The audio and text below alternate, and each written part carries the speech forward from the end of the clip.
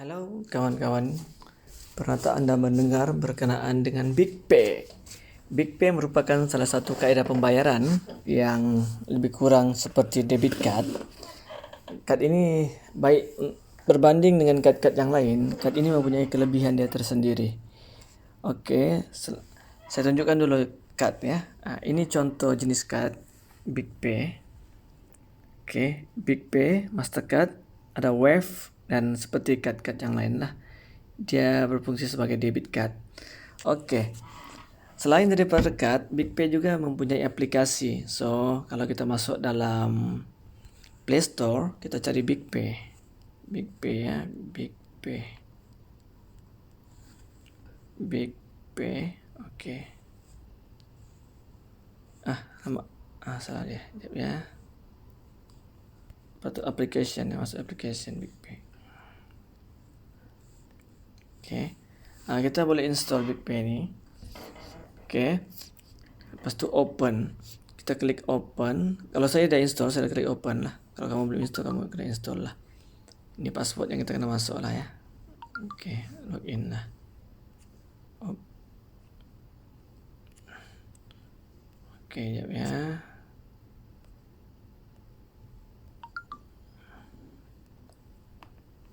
Oke, kita masuk ya.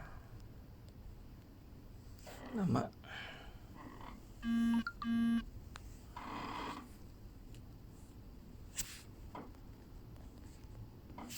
Oke, dia mempunyai password lah, senang sikit, jadi secure sikit lah ya.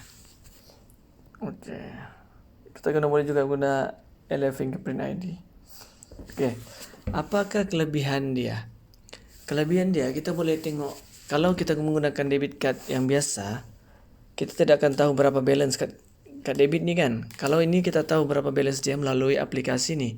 So contohnya balance duit dalam kad saya ini ada RM300. Sekiranya saya ingin top up, kita hanya klik yang tambah ini dan kita top up lah berapa ring. Dia akan link kepada sama ada kita top up melalui ATM card ataupun CMB Click ataupun macam-macam lagi lah. Kita boleh pilih dekat sini. Oke, dan dia akan top up. Oke, kelebihan dia lagi yang seterusnya adalah kita boleh melihat pattern pembelian kita secara real time. Maknanya yang paling terkini saya belanja adalah, atau saya top up adalah RM300. Perbelanjaan saya yang paling latest adalah saya membeli barang di Bata One Borneo KK RM42. Dan kita boleh review sampailah ke Januari. Okey. Mudah bukan? Jadi kita boleh tengoklah di mana kita paling boros, di mana kita paling jimat. Jadi kita boleh adjust untuk perbelanjaan akan datang. Yang lebih perinci lagi, kita boleh pergi analytics ni. Analytics ni adalah analisis tentang pattern perbelanjaan kita sebagai individu. Macam di sini saya melihat bahawa perbelanjaan saya meningkat dari semasa ke semasa. Dan 2020 ni saja saya telah berbelanja lebih kurang dengan dalam RM8,000 telah saya belanjakan untuk berbagai hal lah, iaitu termasuk retail, makanan, professional transportation, isi minyak dan sebagainya. Okey. Jadi kalau kita boleh melihat, kita boleh membuat analisis perbelanjaan kita melalui bulan. Contoh saya melihat pada bulan Januari ya. Januari perbelanjaan saya yang paling tinggi adalah international punya. International ni maknanya saya ada, alas sekali saya transfer duit ke Indonesia ketika kawan saya berhadapan dengan krisis banjir. Jadi kami kirim duit lah sebagai donation. Oke, kemudian pada bulan Februari contohnya, perbelanjaan saya yang paling tinggi adalah transportation. Kerana pada bulan Februari ini saya belum belanja. Kita klik, kita tengok, banyak Agoda dan juga AirAsia lah. Saya banyak gunakan untuk kad ini untuk belanja. Okey, pada bulan March, perbelanjaan saya yang paling tinggi adalah runcit, retails. Kemudian makanan, kemudian bayar telefon dan professional service lah. Okey, kelebihan dia lagi, kalau kita ingin contohlah retail kan, apa yang aku belanja banyak sangat retail ni. So aku tinggal klik retail. Nah, kamu tengok apa yang saya belanja banyak sangat ni. Nah, dia bantu kita untuk pergi detail out lah. Dia breakdown lagi apa yang kita belanja. Contohnya ni, kemudian AirAsia RM169. Apa ni? Saya boleh pergi breakdown lagi sampai tahap begitu. Itu bagusnya tu. Oke. Dan secara tidak langsung kita boleh melihat, oh pada bulan ini aku terlampau banyak belanja retail, so tahun depan mungkin kita kurangkan retail lah. Oke, untuk Jun, perbelanjaan saya setakat ini yang paling tinggi adalah retail. Dia akan keluar semua list retail yang kita pergi. Bata DIY, ada Hardware, AliExpress, Mr. DIY dan sebagainya. Nah, kita tengok pattern-pattern perbelanjaan kita di sini meningkat dari semasa ke semasa lah. Sangat mudah lah untuk menganalisis perbelanjaan kita. Ini tengok.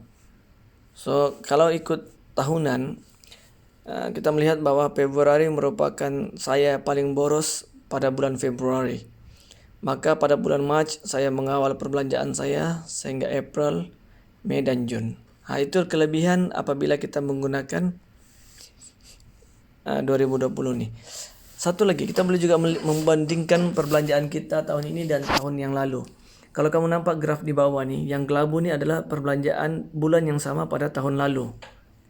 Pada tahun lalu pada bulan Mac dan Jun, kalau kamu nampak kelabu kecil itu, itu adalah perbelanjaan bulan lalu. Tahun lalu bulan yang sama. Oke. Kelebihan dia lagi satu adalah sekiranya ada permintaan untuk minta bank statement, Anda tak payah lagi masuk mana-mana aplikasi bank dan sebagainya. Di sini kita hanya klik di bahagian atas tuh, paling atas. Sini ada bank statement. Tinggal minta bulan berapa sih ya. Contohnya saya ambil bulan Januari lah. Saya minta bulan Januari. Ini 2009 lah, kita ambil Januari hingga 26 contoh dia ya. Saya ambil Januari dan oke, tinggal PDF atau CSV. Saya ambil PDF. Oke, kirimlah ke WhatsApp mana. Contoh saya WhatsApp pergi DJ lah. DJ. Oke. So kita akan dapat bank statement dengan begitu cepat. Dan kita boleh print dan bagilah kepada yang memerlukan. Oke. Mana tadi itu? Oke. Itu antara kelebihan dia. Kelebihan dia lagi yang lain adalah payment. Dia ada method payment. Payment ini adalah kita boleh juga menggunakan kaidah yang ada perbelanjaan yang memerlukan barcode. Kita tinggal card dan kita tinggal scan ya. Ataupun kita nak local bank transfer. Maknanya kita nak masuk mungkin anak ataupun adik ataupun kekasih kita nak minta duit, kita boleh transfer macam transfer bank biasa. Masukkan detail tersebut dan save receipt dia. Tapi dia ada charge 50 sen lah. Kalau berbanding yang biasa free. Kelebihan lagi yang baik tentang BigPay ini adalah dia ada international bank transfer. Oke. Contoh, saya ada kawan di Singapura. Dia nak minta kita kirimkan dia 1,000 US Singapura. Oke. Di sini terus keluar berapa dalam ringgit yang kita kena transfer kat dia. Yaitu 3093.33 dan dia akan masukkan sekali transfer fee 5 ringgit dan juga actual account dia lah. Actual currency dia. Kelebihan dia adalah kamu tidak payah pergi ke money changer berbaris, tidak payah lagi susah-susah nak cari parking. Hanya duduk di tempat Anda berada sekarang, ada internet dan Anda boleh transfer duit ke sahabat Anda di luar negara dengan kadar bayaran yang sangat murah, hanya RM 5 ringgit. Di luar sana mereka akan charge sebanyak 10 ringgit untuk sekali transaksi. Ini 5 ringgit sahaja dan kemudian rate yang digunakan juga adalah actual rate.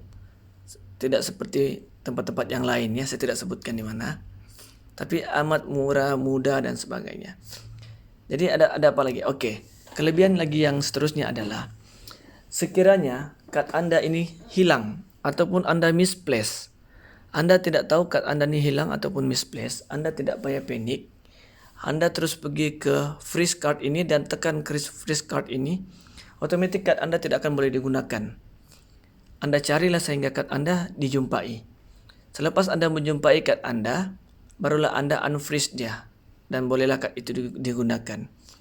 Sekiranya Anda confident bahwa kad tersebut hilang, biarkan remain freeze, lepas itu report report lost and stolen. Terus report kat sini. Jadi anda tidak payah pening-pening seperti kad lain. Anda terpaksa call service center, hello, kad saya hilang. Lepas tu bila kita dah confirm kad hilang, maka kad kita itu akan di block dan kita terpaksa memohon kad yang baru. Kalau ini tidak payah dulu report, cari dulu. Just freeze the card and try to searching your card.